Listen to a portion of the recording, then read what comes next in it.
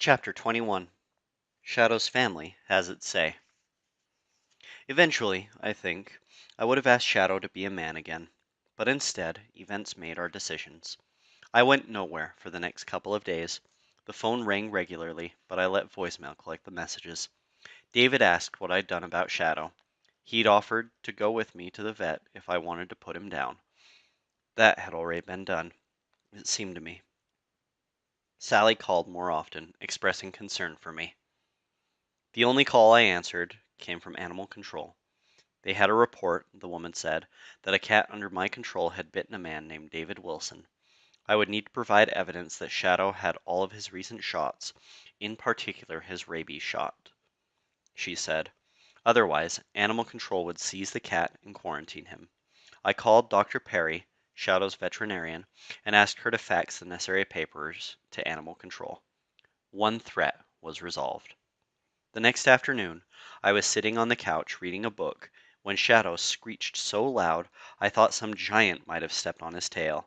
In a flash, he had leaped down from his resting place on the windowsill and vanished into the bedroom. The doorbell rang. I went into the hall and looked down the stairs as the doorbell rang a second time. Ding dong. Of course, I immediately thought of David. But when I got downstairs, a very attractive-looking woman of a certain age, even older than mine, was waiting outside the gate and smiling up at me. "Hello, Alice," she said. Oh, let's do. "Hello, Alice," she said when I opened the door. "It's good to see you. It's been such a long time. It's been so long." I hesitated, my finger on the buzzer. I'd left my glasses on the back of the couch, so I couldn't see her very clearly. She was just a pale gray and white blur with colorful hair, just like the ladies in Amelia's circle, I thought, and let her in. I'd been to a lot of luncheons and teas and fundraisers over the years as Amelia's companion, and I must have met her there. "How are you?" I asked. "What a lovely surprise." Without the adjective, that was certainly true. As she came up the stairs, she emerged from my myopic haze. The woman was quite tall. The cream and gray blur was actually a gorgeous three-piece sweater set, the pants and turtleneck in cream, the jacket sweater mostly gray with cream trim. She looked quite elegant, except for her preposterous hair. It was pink. Well, perhaps not pink as most people would think of the color, not a bubblegum pink, or shocking pink, or even a baby blanket pink, but rather the pink of something I couldn't quite put my finger on. Well done salmon was close, but not precise. She looked familiar. "Aris," she said again, as she arrived at my door, "you've gained quite a bit of weight since we were pals," she said. "But it's very attractive on you." She kissed the air near my right cheek and moved past me up the stairs. I followed, feeling just a bit stung. "You haven't changed at all, I suppose," I said, half under my breath. My stairwell filled with peals of laughter. "Aris! I've never forgotten that drawer sense of humor. How nice is it that you're going to have a visit?" I thought briefly about fetching my calendar and finding an open date, but she was already in the living room, looking around for a convenient place to sit. Obviously, she meant now, and frankly, I thought it was a bit rude of her to just arrive like that unannounced. If she was Amelia's friend, she probably wanted money as well, for some museum or orchestra or dance troupe. "You look familiar," I began, and it was true.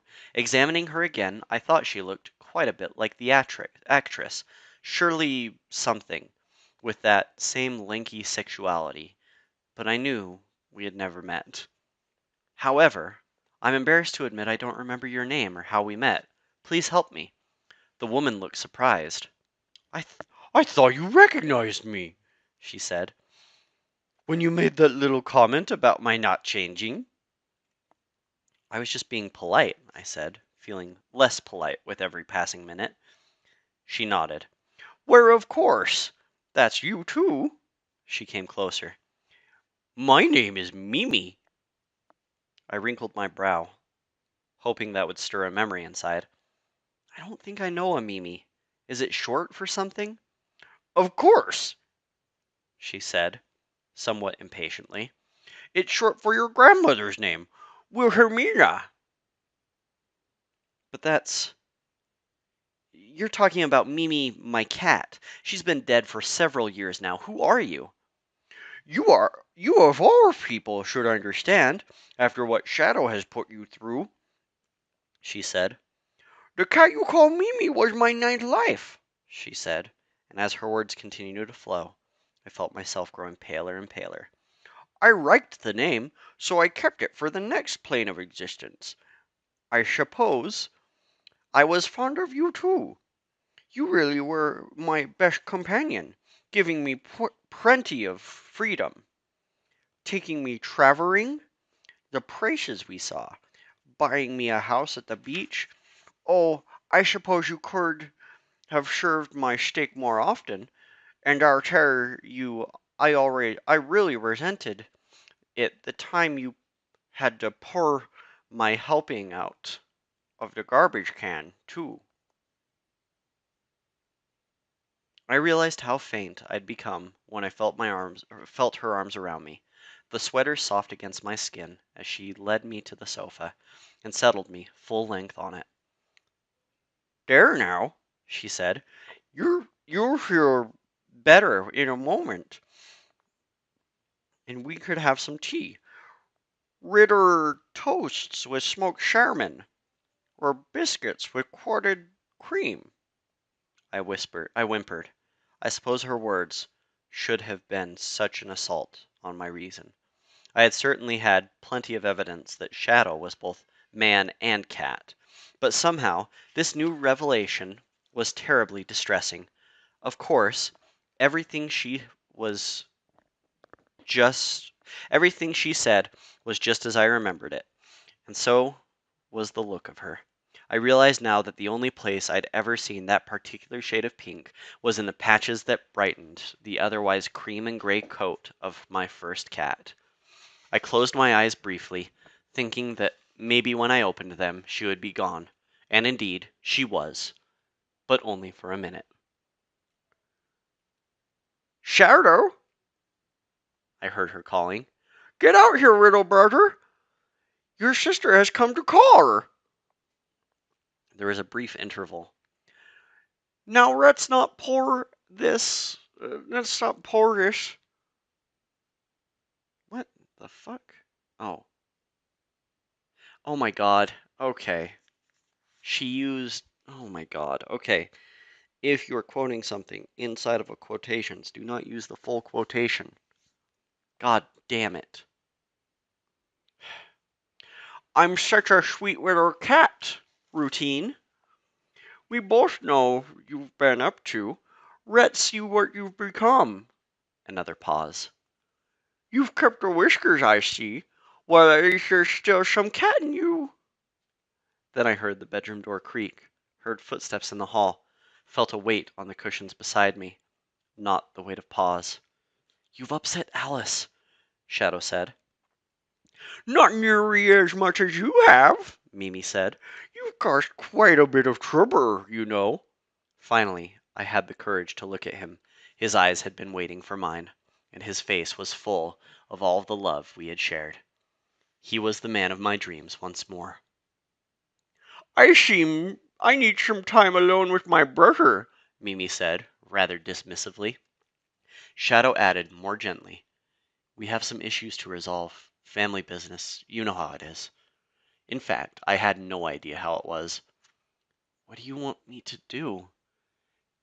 Take a walk in the park, maybe, he said, or go over to Clement Street, have a coffee, buy a book. All the while, he was helping me to my feet. I pushed him away. I'm sorry, but I've missed you, and I'm not going to just get out of here and take a walk. I turned to Mimi. I need some time alone with the man I love. He put his arms around me, and I felt his lips against my neck in the old way. Come then, he said. In the hall, beyond his sister's gaze, we kissed and held each other. I realized how much I had missed this version of himself. Please go now. There are questions a woman is never supposed to ask her lover, but I parted my lips just a sliver, and the words slid out. Will you be here when I get back? Of course I'll be here, I promise, he said, and I will be a man. He led me to the closet and took a hoodie jacket from the hook. He kissed me again, and then he led me to the front door and put me out. It was just like that, as though I were the cat. I left them for an hour, and then I couldn't bear it anymore. Shadow? I called from the bottom of the stairs. Yes, he said. Come here and let me hold you. When the hug ended, my jacket was in his hands. Mimi was nowhere to be seen. Go sit by the fire, he said. I'll make you a martini. So there was trouble, I thought. Something to say I wasn't going to like it. Something to say I wasn't going to like it. To my surprise, Shadow brought martinis for both of us. You? I asked, tipping my glass towards his. You say it gives you a happy glow. I would like to feel that. A sip told me he had found the good bottle, the best vodka in the house. So did you have a good visit with your sister? I asked, hoping to sound polite rather than curious. It was good to see her, Shadow said. What did she want? We had some difficult things to discuss, he said. We quarreled. I'm sorry, I said. Did you settle things before she left? Oh, it's settled, all right, he said, something very like bitterness in his voice. We argued, but I have no choice. It's not her choice either, I suppose, to be fair. No choice about what? I asked. He swallowed the contents of his half-filled glass and set it aside. I've done some very bad things, he said. I put my arms around him. All that's over now, I said. David hasn't called in more than 24 hours, so he must be all right. Sally is satisfied for the moment. I can talk to her. Maybe we just need to go away, you and I, someplace where we can have some peace from family. Maybe, he said. But I don't think there's a place where we can hide from my family. Your family? There's more than Mimi? He looked at me with stern disappointment. There's a whole world of cats, and I'm not very welcome in it. You're welcome here, welcome with me, I said. Whatever you've done, you're a good man, Shadow. You're a good man. I might as well have I might as well have stung him. He stood and walked to the fire. Finally, he turned to me again. But not a good cat, he said. Shadow, I don't understand. You were the best cat. But the subject was changing. Does this couch still become a bed? He asked. Of course. I always liked it when you made it a bed. It was nice to sleep in this room for a change, with the fire and the quiet of the trees around. It was true that Shadow always slept on the sofa bed when it was opened, even when, as usual, it was occupied by a house guest. I used to make jokes about his infidelities, but he had been such a good cat, the best cat ever. We could sleep here tonight, he said. I suppose. The man of my dreams was already sliding the sofa back a bit and removing the cushions. While he pulled out the mattress, I fetched the bedding from a nearby closet, and we arranged the sheets and quilts together. Standing on opposite sides of the bed, there was still no light in the room except for the flickering of the fire, but I didn't even consider reaching for a lamp switch. Are you hungry? He asked. Not particularly. Not for dinner. And so we went to bed early that night, although we didn't sleep for quite a while. From time to time, Shadow rose to add a log to the fire. Once I went to the kitchen for a bottle of wine and glasses. We comforted each other in all the ways we knew, in all the ways we learned from each other. We used no words. I had decided he was finally asleep. His arms. That was such a jut. Okay, so they're doing it, and then it immediately cuts to them cuddling.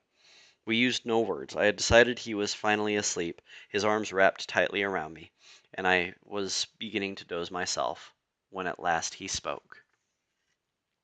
I promised you I would be here when you got back, he said, but I didn't promise that I would always be here.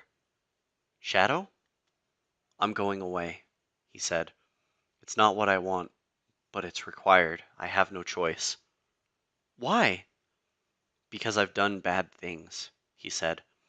I tried to leverage myself so I could look into his face, but his body left me no wiggle room now. I don't understand. I know, but if I explain now, it will be another bad thing. Finally, I asked that other taboo question. Will you come back? I will want to, he said. I'll try. I think he slept then. I must have slept too, because when I woke abruptly in a room half lit with the impending dawn, I woke up alone. Shadow? I shouted, pulling a blanket around me for cover. Shadow, where are you? Right here, he said from the bathroom. He can't. That is so fucking. That is so shitty of a thing to do. God damn it. Why would you put that in there? Why are you going to hint at him? My fuck. Okay. You had a shower. I could smell the cloud of shower soap behind him. And a shave. His face was the slightest pink of freshly abraded skin. He was wearing a sweatsuit. I brushed my teeth, too, he added. I did all the man things one more time. Shall I put on tea? I asked, turning toward the kitchen. I don't think so, Alice. There's no time. I promised to be on my way at sunrise. The fist in my belly tightened its grip. Who did you promise? Why would you do that without talking to me? I'm your owner, after all. He took me in his arms. Now, Alice, it was never that way with us. You were never my owner, always my companion, the best companion in the world, and my promise was made to a higher power. Good Lord, I said. No, he said, not that higher power. Good fucking job. The earth spirits. I don't I I I don't think you know them. It's just as well. He passed me into the kitchen. By the time I followed, he was already undoing the lock on the door that led down to the trash bins and the storage area. You can't get out that way, you know. There's no way out except through the garages, and those will be locked. He looked at me sadly. Why don't you get your robe? You must be cold like that. I started to turn, but a shiver of an idea made me stop. You're not going as a man. I'm not in trouble as a man. After a moment, he added, I need to change. You shouldn't be here when I do that. Please help me with this. I started to cry. You can't you can't go as a cat. It's dangerous out there for cats. You would be hit by a car or bitten by a raccoon. They're often downstairs, you know, by the garage. I don't know how they get in. Alice, please.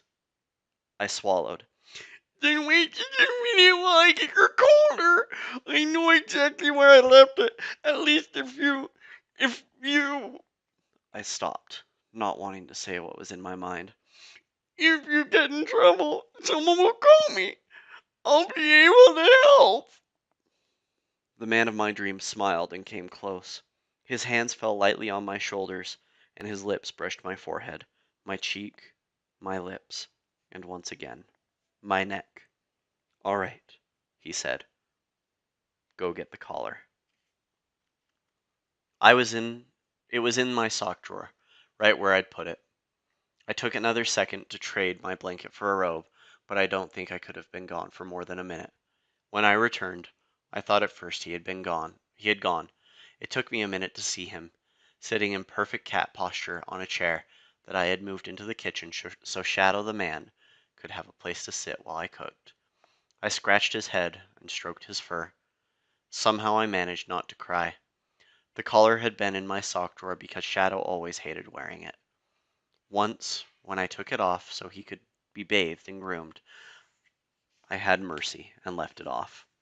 I worried that if he somehow got out, perhaps an earthquake or a fire, with me not home, he'd have no identification. But I left it off anyway, recognizing that those worries were a bit unrealistic. My standards for reality had been had been somewhat more stringent back then. Shadow didn't struggle with me this time, as he always had. I fixed the buckle and checked the small medallions that hung there. One gave my name and phone number. The other provided his San Francisco SPCA ID number. He was as safe as I could make him. I was barely through when he jumped down from the chair and began to scratch at the back door. The latch was off, and I suppose he might have opened it eventually, but after a moment he stopped scratching and turned to me with that look cats get, arrogant and willful and intent. The door had barely opened a crack when he slid through. I tried to follow, but he quickly leaped to the rail of the next house's fence and was lost down that alley to God knows where. I closed the door again and fixed the latch. The sofa bed called to me, crawling beneath the rumpled covers we had shared. I curled up until my body grew warm, until that warmth released the smell of him, the smell of us, from the sheets. I stayed there for a long time.